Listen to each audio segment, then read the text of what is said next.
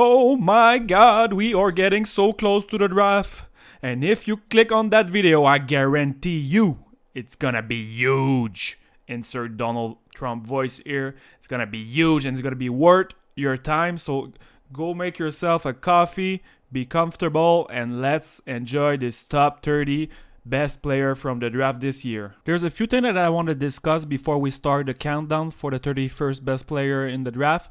I'll put you some clip from Raphaël Lavoie. He's number 32 on my list. He didn't make the cut. The first thing that I want to touch is that I don't evaluate goalkeeper. So I've played 10-year forward, 5-year defense, but I've never played goalie and I don't want to evaluate that. I don't feel comfortable. I will leave that to the goalie experts. Second of all, I see the draft as a lottery. So to me, when you're gambling, I want to gamble and hit the goddamn jackpot. I don't care about winning a free ticket. I want to go for the home run, and this is why I aim for high ceiling player, and I don't really like players that have lower ceiling but are considered safer pick. My third point, like pretty much everyone, I tend to value a lot more defensemen compared to wingers. If you've watched the NHL over the years, you've probably noticed it's really hard to trade and get a top 2, top 3 defenseman compared to let's say a third line winger where it's a lot easier to get. So asset wise, I value a lot more defenseman versus winger. And with the last point, there's two things that I really watch when I scout player. It's either that the player is elite at something, so elite skater, elite shooter, something like that, or that is very, very well-rounded. He doesn't have any hole in his game. He's super good at everything. So those are the two things that I watch. I'm also very high on defense because even though the game is going toward offense and speed, coaches still will have a hard time giving ice time at 5-on-5 to players that are not reliable defensively. So I like players that are responsible both ways. Okay, so now with this out of the way, let's start the ranking with the 31st pick from Russia. Number 93 on the video footage, Daniil Misyul. So we are starting with someone that's probably not gonna be on most first round ranking, and I'm fine with that. The draft is not an exact science, so don't be scared to think outside the box. Do your homework, trust your feeling, trust the process, and make your own opinion. In Misyul, I see a very good skater, a big body, is also very physical, and nowadays it's something really hard to find someone that's physical but also fast enough to follow the game, and he played some big minute at 18 years old in the KHL, so it's always a good indication there's something here. He will need to improve his offensive game here, but I like how he moves and I like his physicality, and I think he could be a decent puck-moving defenseman. At number 30, I have defenseman from the US NTDP program, Marshall Warren. Warren is someone that had a limited role on the US NTDP program. He was a D number 4 or 5. He didn't get too many power play time. So I think if you put him in a better situation, he would have maybe shined a little bit more. I see a really great athlete here that could be good in all situations. So I think he could eventually play power play, PK, 5-on-5. He's pretty well rounded. He can do a little bit of everything, and this is what I like about him. Also, I caught an interview with Caufield, and he was saying that Marshall Warren was one of the best leader in the team, so this is always a nice bonus to have. At 29, I have big defenseman from Belarus, Vladislav Kolyachonok, and this is someone that caught my attention later in the year. I wasn't too high on him before the under 18 where I saw him play. He's just a very big defenseman that skates really well, takes smart decision defensively, can make a good first pass. The offense part of the game could be better, but he's not that bad offensively, so I see a lot of upside with him. With pick 28, we have Victor Soderstrom, and this is someone that all year long when I was watching him, I was always wishing for a little bit more. He has nice IQ, take good decision. I think he could be very good defensively. Offensively is another thing. I'm not sure he has that much upside, so to me, he's more of a safe pick here, and that's why I don't have him higher than that. I see him more as a top 4, top 5 guy, maybe a PK guy. I'm not sure he's going to be able to play power play, but he did play in the SHL, and this is no joke. So I'm a little bit scared to make a mistake on him, and maybe he's better than I thought, But damn, those footage from the SHL and the Liga are hard to get for us in Canada. I really wish it was easier to see some game from those leagues. At 27, we have our first forward. It was about time.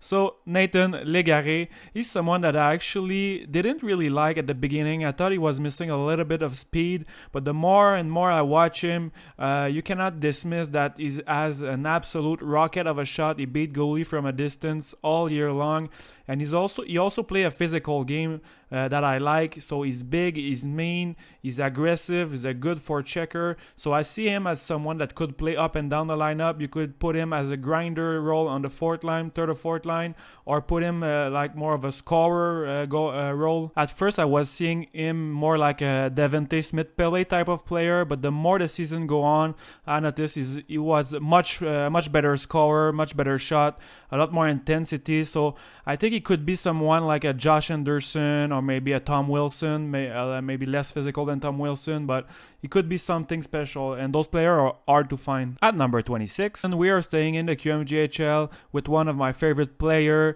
Jakub Pelletier. So this guy is an absolute warrior. I call him Mr. Clutch. I mean, he finished the year with 13 first star, 6 second star.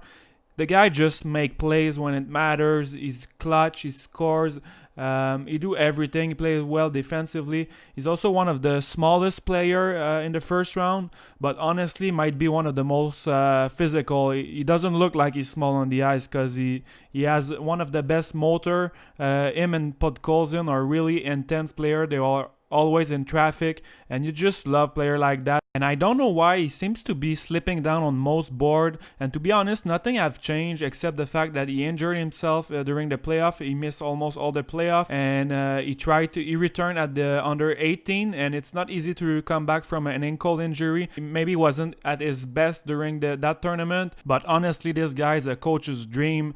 He's a pain in the ass to play against. He's kind of like a Brendan Gallagher in the sense that he's always in your face, always in front of the net in traffic. It's really annoying to play against, and I really think if he can put 15 or 20 pounds on him of good muscle, it's gonna be game over. At 25, once again, we have another defenseman from the US NTDP program, Cam York. And I'm going to be honest, I don't really like him that much. When I see him being ranked second best defenseman in this draft, I mean, I'm not on board with that. I think he's good, but he's not great like some are saying with him. I think he benefited a lot of the playing with Jack Hughes and with Trevor Zegras, especially that power play was scoring at around 30%. And I mean, when you play every power play, you're gonna get a lot of easy point, and this is what he did all year, getting a lot of easy point on the power play. I think there's one game where he got a hat trick and 7 point, like padding the stat on a weaker team when the game doesn't really mean much. If I had to guess, I would say in the NHL he projects to be a number 3 defenseman with good offensive ability, kind of like a Cam Fowler, with 35-40 point upside and some deficiencies defensively. But one thing you have to keep in mind, it's a lot easier to look good when you're playing with 3 or 4 of the 10 best player in the world for that age group. I mean, not everyone had this luxury in this draft. With the 24th pick, we have from the USHL Tri-City defenseman number 39, Zach Jones.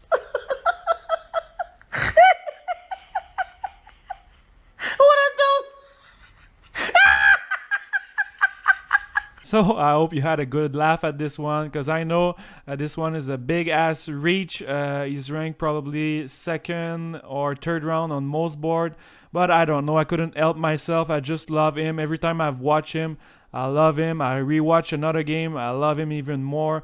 I think he has a nice blend of offense and defense, so he's pretty good skater. Could be a better skater, but I think his IQ is through the roof. He's excellent defensively. He's always well positioned, and he was one of the best defensemen in the USHL. I think he has really nice puck skill for a defenseman, a really good passer too. He could QB a power play. I could see him being a number 1 power play player in the NHL. One other thing, a stat that's interesting, at 5-on-5, he was leading the league by quite a bit in the goal for percentage, with 65 goal for and only 26 goal against. So it's maybe not the most reliable stat, but it's nice to see. And one last thing that I want to get out of my chest that's a little bit annoying. I'm tired to see this. On a lot of board, you can see that people are not really making decisions. Like players are all ranked at their average position, like where they are placed on most board. I mean, you need to grow some balls and make some decision, because at some point, when you watch a lot of player, it's inevitable. You're gonna have some player that you fall in love with them, and you need to make a move, like put them higher than the crowd have them, and you need to trust your gut, trust your feeling. And it's the player are ranked at certain position, but it's not an exact science. Doesn't mean you're wrong, doesn't mean you're right if you're different from everyone else. At number 23, we have another defenseman. Like I said, I value defensemen quite a lot. It's number 2 from Kelowna, Lassi Thomson. What I like about his game, well, it's pretty simple. It's his shot. He has an absolute cannon. He's really accurate, and with that shot, it makes him a very dangerous guy on the power play. One thing to keep in mind with him is that it was his first year in North America, so it might not be the easiest thing to go from Finland to North America for 17, 18 years old, and I think he did a pretty good job on a bad team in Kelowna. It's pretty sad that he will leave this team at next season since they are hosting the Memorial Cup, but I have a feeling he might try to do the same thing that Rasmus Sandin did last year and played straight through the AHL if he's strong enough and the team wants to put him there. With the 22nd pick, we are going to go with a small forward in Nick Robertson. With Robertson, there's two things that I really like. The first thing is that he's very young. He's one of the youngest players in the whole draft. So that leaves him a lot of room to develop and mature as a player. So if you compare him to, let's say, someone like Raphael Lavoie, he's almost a full year younger. So he has a lot more time to develop into a better player. Also, the second thing is his shot. I mean, his shot is elite. He has one of the best shots in the draft. Even though he's small, he can generate a lot of power, and he's very accurate with his shot. He also has great hands, so I think overall the upside is there. At number 21, we have another defenseman. This time we're staying in the OHL, and like Nicholas Robertson, Thomas Harley is also one of the youngest players in the draft, turning 18 only in late August this year. Harley is a player that I was not super in love at first because he had major problems defensively. In his zone, he was not physical enough, he was getting pushed around. But I decided to bump him up a little bit. I think I was too hard on him. The guy is 17 years old, 6'3". It's normal that he need to fill out. He need to get bigger. And in getting bigger, I think it's going to solve a lot of the problem in his game. I think he will be stronger in front of the net. He will win more puck battle. One other thing is that he was playing a lot, like maybe too much minute in Mississauga. And it wasn't the best team also. But offensively, there's a lot to like. I think he can QB a power play easily. He moved the puck really well. He's a good passer, good skater, and I project him to be maybe someone like Shea Theodore or maybe Keith Yandel. But there's also in the back of my mind, I'm scared that he become a Joe Morrow. With pick 21, we have our third straight guy from the OHL, and this time it's center Ryan Suzuki. And Suzuki is someone that I always kind of feel like I want more from him.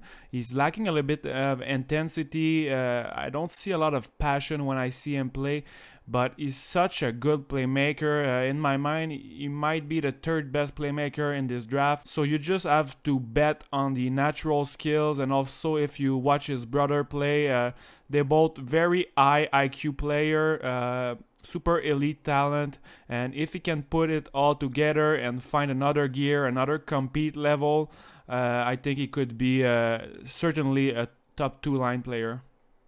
At number 19, we have one of my favorite defensemen from the WHL, Matthew Robertson.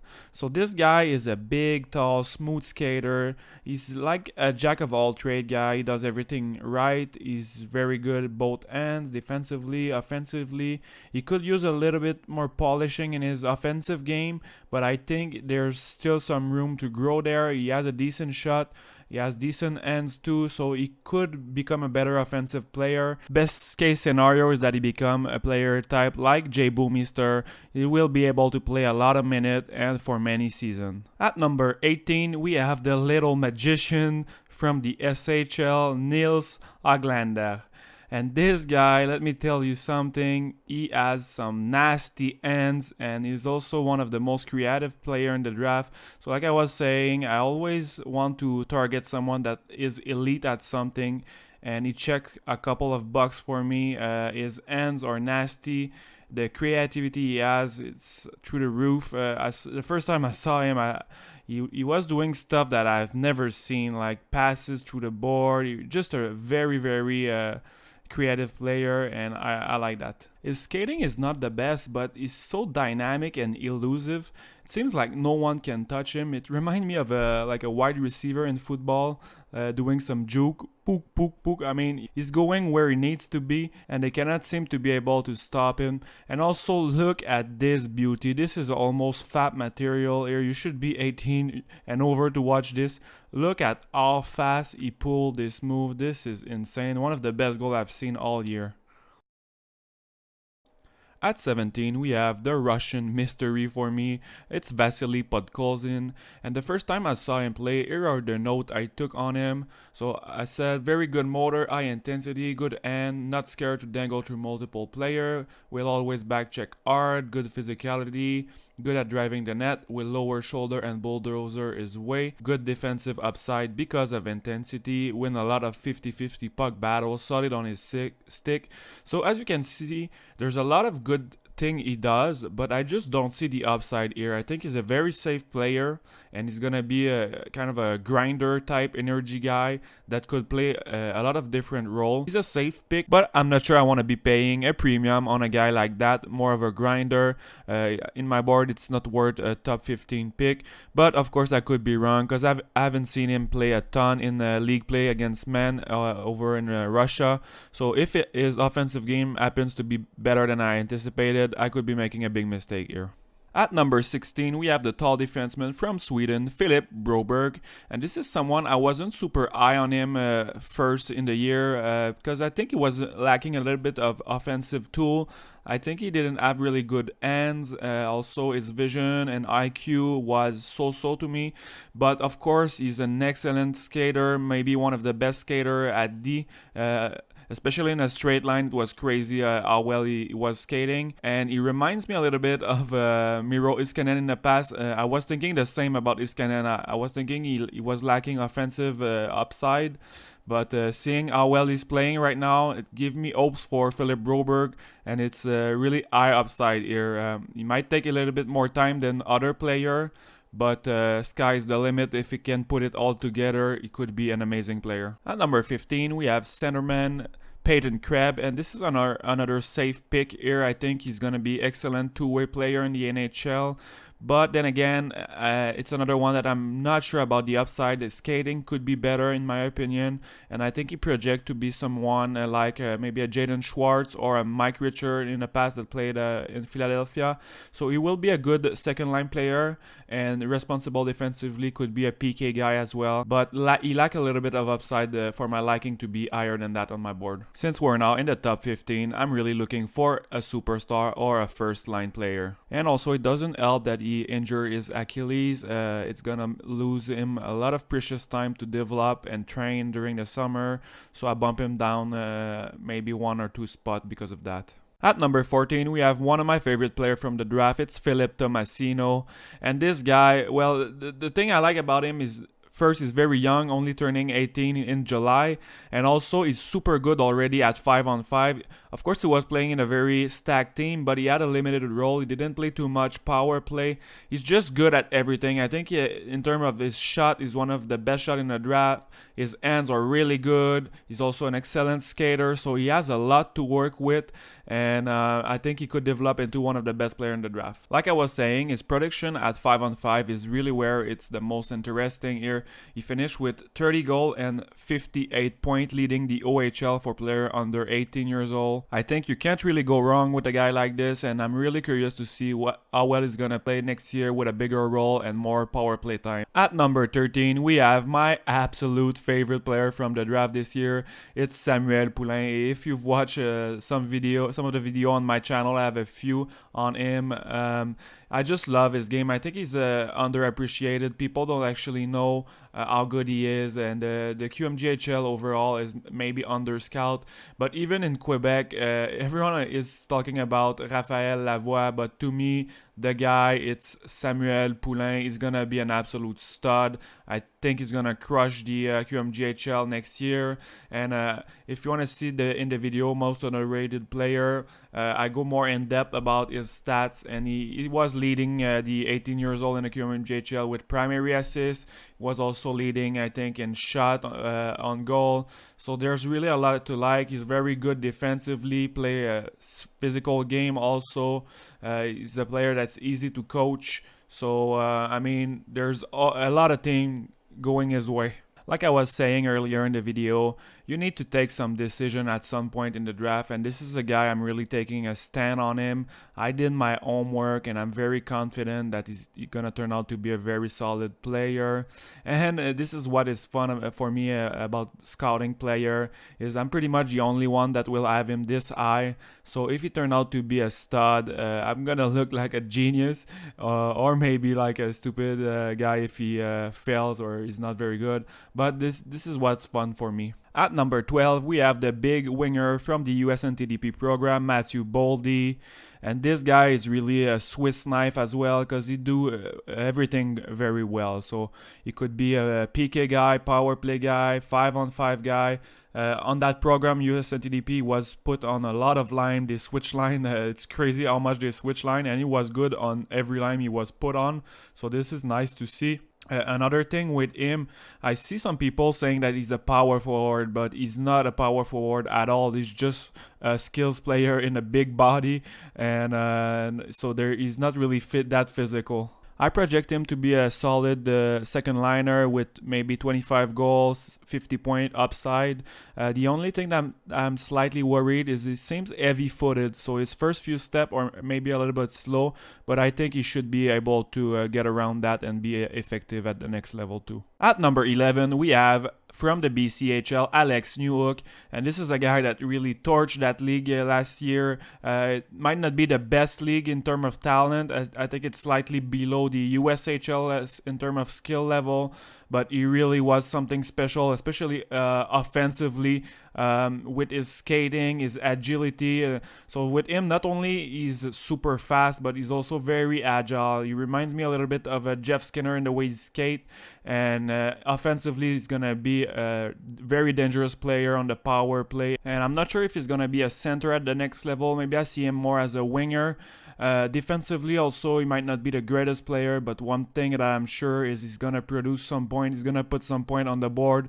I'm not worried at all. And the way the NHL is trending right now, it's going towards speed, skill, offense, and he's pretty much the perfect prototype for that new era type of hockey for the NHL. So he's gonna be a very good, talented offensive player for years to come. And we are now entering the top 10. So for my 10th pick, I have Arthur Kaliyev, one of the best goal scorer in this draft. I mean, he's only turning 18 this summer. He finished the year with 51 goals, 51 assists on a pretty bad team. So usually with stats like that, a player will go much higher. I know there's some controversy around him. Maybe he's not the most intense player. He takes some shift off sometime. But there's not that many players in the draft that have the upside to score 40 goals. And he's one of them. And I don't mind taking a risk on a guy like that. I think he's going to be an absolute beast on the power play. He really crushed the CHL compared to other players on the power play. And I can see him becoming a guy like Phil Kessel, maybe Ovechkin, Lane on the power play, where you know what he's going to do, but you cannot stop his shot. It's too deadly. One last word on Kaliyev. I think he's a much better passer and a much better skater than people think. At number 9, we have the second best defenseman in this draft, in my opinion. It's Moritz Seider. And the first thing I want to say is the first game I saw him play in the DEL, the professional league in Germany. This league is pretty good. I didn't know that the caliber of play was that good in Germany. And first game I saw him, I was in love. Just his skating, it's so smooth. He skates so well for a big guy. It's rare that you're going to see someone this tall with so much agility, fluidity in his skating. There's a lot of potential, both defensively and offensively. I think it's a work in progress. He's gonna need to polish his game a little bit, but the raw tool are there, and the upside is huge with him. He could be potentially a top 1, top 2 defenseman. In terms of NHL comparison, it might be a big reach, but I see a little bit of Victor Hedman in him in the way that they both tall and they both very good skater with big reach. And the potential defensively is there.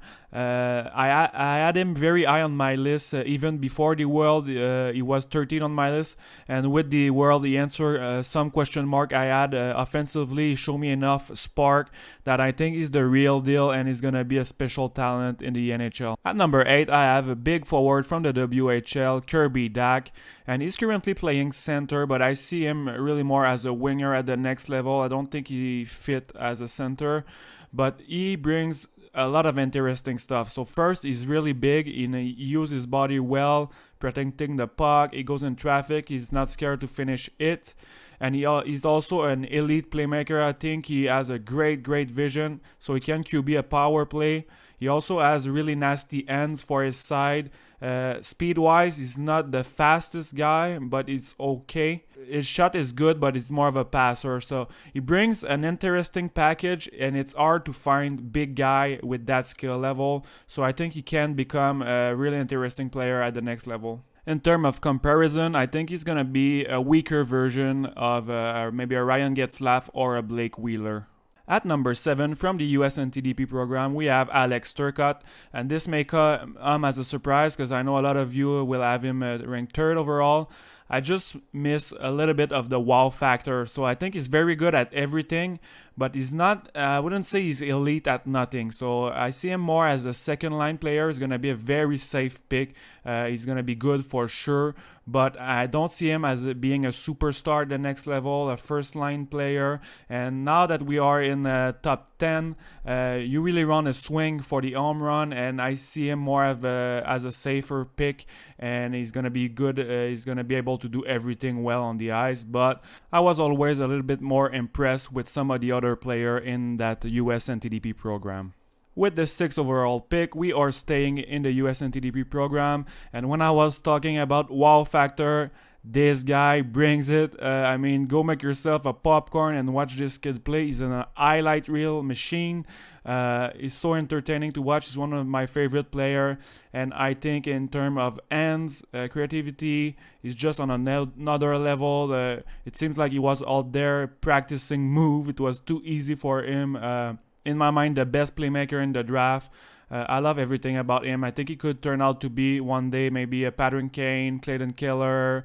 There's some risk that he become maybe Jonathan Drouin, and he's too risky, takes a little bit too much risk, and defensively is a liability. But I'm willing to take my chances on him. He has too much talent. For those that are saying that he benefited playing with other great players like Jack Hughes and Cole Caufield, I guarantee you when Jack Hughes was out with an injury, he stepped it up and he was the best player on that team. And he might take a little bit more time than other player and gain some maturity, but the end product is going to be a superstar. I'm pretty sure of it. With the 5th pick, we are staying for a 3rd straight time in the US NTDP program. It's called Caufield. This guy needs no introduction. He's the best pure sniper in this draft. A goal-scoring machine. He's insane. And it took me quite a bit of time to warm up on him. At first, I was skeptical. A guy that's small like that and doesn't skate really that fast. He's not the greatest skater.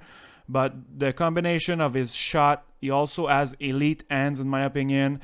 He also has a great hand-eye coordination in front of the net. And not only does he have a great shot, he's also a goal scorer like crazy. You need to have that because sometimes there's players that have great shot, but they're not goal scorers, so it's a little bit of a waste. But with him, he's a pure sniper and he's a great goal scorer. Also, for those that are not aware, this guy had a 6-goal game this year. It's hard enough to score 3 goals in one game, a hat-trick. This guy goes for the double hat-trick. It's insane. And just look at this last goal. I still don't know how he put that goal in. So the guy can score from anywhere on the ice. He's just an absolute sniper. With the 4th pick, we have a tall kid from the WHL, Dylan Cozens, and this centerman is fast. In a straight line, I'm pretty sure he's the fastest guy in the all the draft, even faster than Jack Hughes. He might not be agile like Hughes, but in a straight line, his top speed is second to none. He could be playing in the NHL and follow the game, no problem. I see a lot of potential with him defensively. So even though at the under 18, he was kind of meh, I was expecting a little bit more from him, but pretty much all the Canadian guys were bad at the under 18, so I'm gonna give him a pass for that. But I see, like I said, I see a lot of upside defensively. He's tall, he has a long reach, and he will cut a lot of play because his positioning is top notch. You can tell that when he's on the ice, he's always thinking. So I think he's a very high IQ player, and he was one of the best player at 5-on-5 in the whole CHL. So this usually translates pretty well to the next level. In the 3rd spot, we have defenseman from the WHL, Bowen Byram, and I think he's easily the best defenseman of this draft. He's also very close in my mind to the top 2 player, so he's firmly in that 3rd spot. I don't have anyone close from him. He's just such a special talent. I have no doubt in my mind he's going to be a top 2 first pairing defenseman. He has all the tools, and what he does incredibly well is he pick his spot very nicely to join the rush. So he is almost like a 4th forward out there, and a guy like this gonna help the overall offense of a team, and I honestly think even next year he would be able to play in the NHL easily and provide offense, maybe 30 point straight next year. So this kid is special. I think he's going a little bit under the radar. He's firmly in my 3rd spot. And with the 2nd pick, I have Jack Hughes, and of course, it might be surprising to some. I think it's really close between the top 2 guys, but there's some hole in Jack Hughes' game that I think are a little bit worrying for me. Defensively, he doesn't try that much. He loses a lot of puck battle, and I'm also not sure he's going to be able to play center, at least not in the first few years. He's not strong enough. He's going to need to bulk up, but overall, he does a lot of stuff good. I'm not saying he's a bad prospect. He generates a ton of chance offensively.